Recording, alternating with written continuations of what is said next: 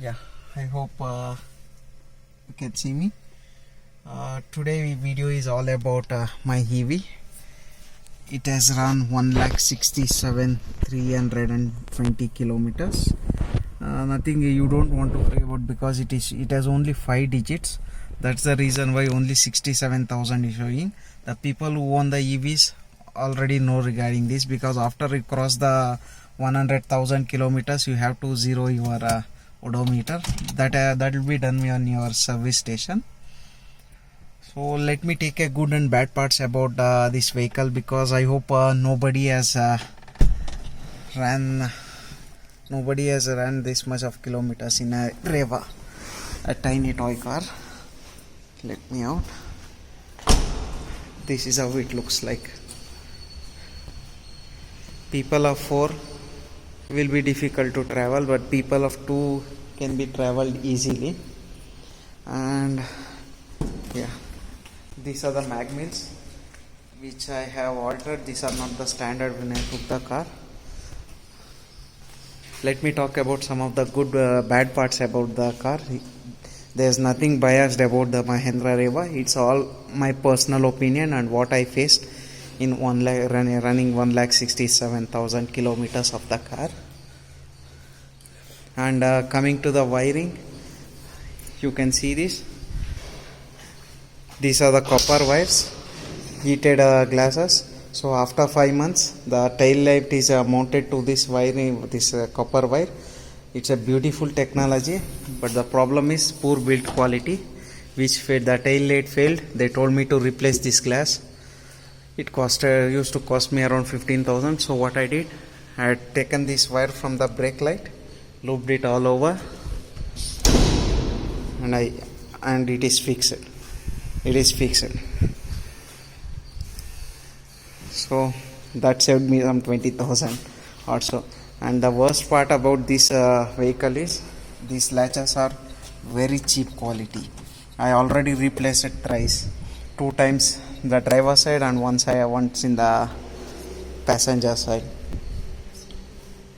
And biggest drawback of this vehicle is a rust one. It's almost 6 years now. Let me show you the rust which is occurring now. These are all ABS panels. I'll tell you regarding this later, how the ABS works.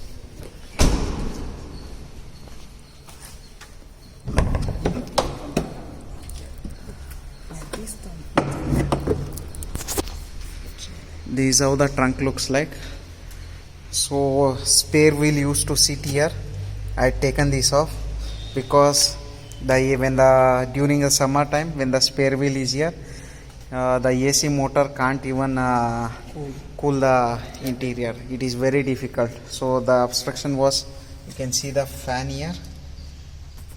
Yeah. So the wheel used to obstruct. I had taken out the spare wheel. So now I'll get sufficient cooling. And the poor build quality, you can see the rust. This is the main chassis. Yeah, you can see the rust here. This is the main chassis. Already started rusting. It's been almost 6 years now. And for 2 times I changed the suspension of this vehicle. It's very bad. It's like sitting on a bullock cart, I can tell. Literally there is nothing, there is a waste of suspension. If the vehicle is without suspension itself is much better, I can guess. And this is the additional one which I added, moonroof. This is one of the worst thing I did to this vehicle, because during the summer there is no shading. Means if sunroof has a shader where we can close it, but this is a moonroof, only the lift is there, we can't close it. And these wheels are very bad. This is one more mistake which I did. The standard, I recommend, if anyone asks me, I'll tell them not to modify their wheels. These are the worst. Almost it is killing 5 to 6 kilometers range for me. The width of the tire is more than what standard size is, so it is been a big hit on the mileage. Initially when this car was launched, it was showing 100 kilometers per charge. Now you can see I can retain up to 75 kilometers max It's been almost 6 years. That's a natural deterioration. Most of the almost 50 to 60% of the EV owners have a issue with the batteries. They faced many issues with the batteries. So till today that I didn't face any issue. That's the one good part about this vehicle, because the one I used to run like a mad. Every day I used to run 60-70 kilometers. So I used to discharge and again recharge the entire vehicle. That is not going to affect my vehicle. So most of the owners who are in city used to run 20-30 kilometers. If their battery is 70% or 80%, again they used to plug in, so the battery issues occurs. It's obvious it's a lithium battery, like how we use in our phones and laptops. Issues are common in lithium batteries.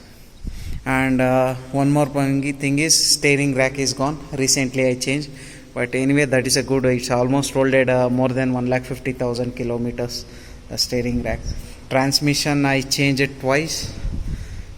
Once it has bottomed out during a rainy season. Somehow I got the insurance, and I'll just show you how low the car is. This is the main chassis beam. Right below that is the transmission. You can see here.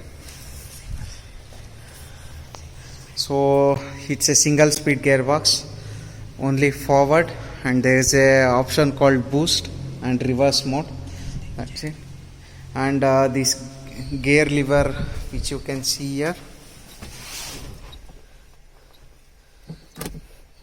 I changed this gear lever also once. Apart from that, latches are changed. What else? I changed this door once because of the rust. Again I think it started coming off. You can see that. I think rust is still there in that door, no? Left side. This there is no. It's gone. See, rusted already. I need to replace that door also sooner or later. So when it comes to good part, braking is one of the best, I can say. These are vacuum brakes. So I think the people who own this are much happier when it comes to the braking.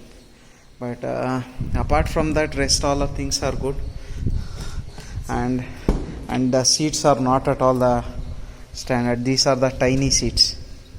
You can see the seats. Let me. There is no cushion at all, no under thigh support, no lumbar support, nothing. Just a piece of bench. You can just sit in like a chair, enjoy it for a couple of. These are the place where the battery sits.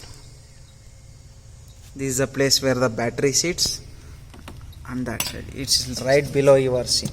That 16 cells. If they want to recalibrate or check ECUs, you can just plug it here and check it. Okay, let me come to the good part about this car. These are the ABS panels. This one, all are plastic. So you can see there are already some accidents happened with my car. So these are caused when this was crashed around 20-30 kilometers. I didn't break the panel, so I don't want to replace. That's a good part about this bike. So it won't break, it will just take a impact and bounce back. And it's been almost 67, I think. So that's it. There is no much changes, only 3 changes: odometer and infotainment system. There is a inbuilt navigation. There is a GPS chip here. So I lost the chip. That's going to cost me another 3,000. So I just thought not a good idea to take it, because Google gives very good navigation. So these are all the basic, but the good part about this bike is camera you can press. So while on the move also, the camera you can switch on the camera and you can see who is behind you. And you can see that this, I think there's one more mode where My car. This was available only in early models. Later models they discontinued this one, the economy mode. How many kilowatts I am using? This one. So yellow represents not good, red is a worst, and when it is in the green it will definitely give the kilometers which is showing here. If it is showing for 44, if you are driving in economy mode, definitely it will give 44 kilometers distance to empty. And these are my eco points, 407, not much. Most of the 300 points I achieved in 2 years. Later I didn't use economy. I used to charge wherever I go. And the build quality is one of the worst I can tell in this vehicle.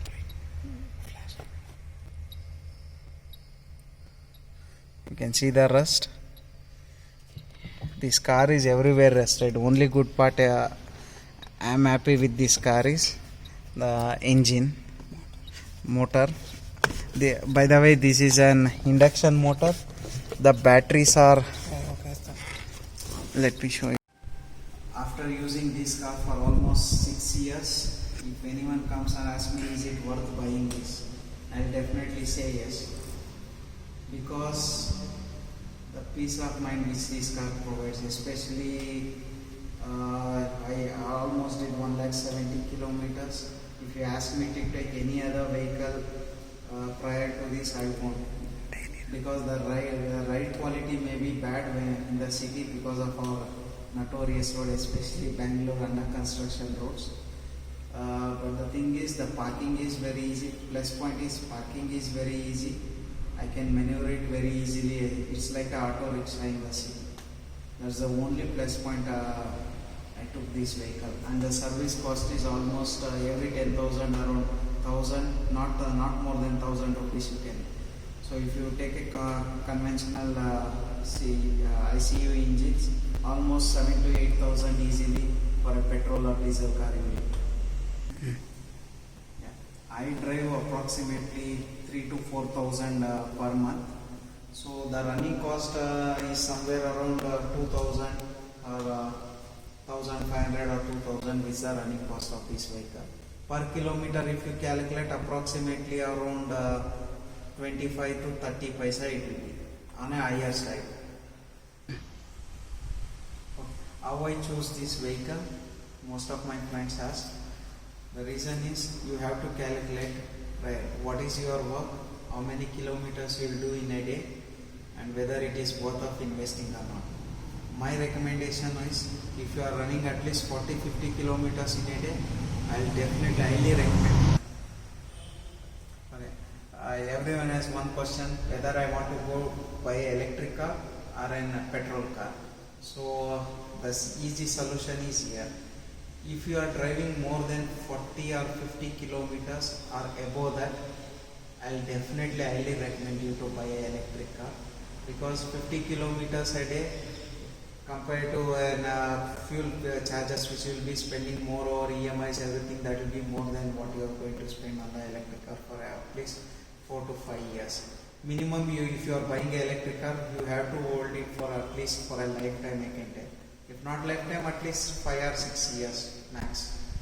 That is worth of investment. If you are buying today and if you want to sell it after 1 year, it is a dead investment. If you are buying this car for 8 lakhs, after selling it for 1 year, nobody will even come up front to pay you 3 lakhs for this vehicle. There is a huge depreciation on this vehicle. My recommendation, buy it, enjoy it till it breaks, throw it to a scrap, or remodel it and use it as a EMI. Apart from see, when compared to ICU engines, I can tell the range is the only issue, but you have to carefully plan wherever you are going, or before you are leaving. You have to calculate the range, whether there is a charging there. There are close to 300 charging points